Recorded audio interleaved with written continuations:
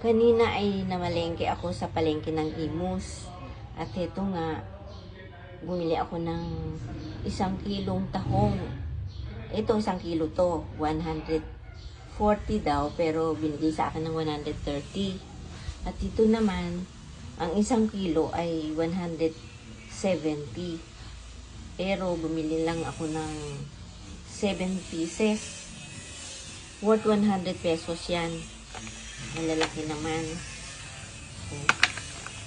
Malalaki. Kumpara dito na maliit. Ayan. Okay na ito. Pasusubuhan ko lang. Pero ito, isasama ko doon sa binili na gagawin kong sweet and sour na alimango. Sasamahan ko nitong tahong.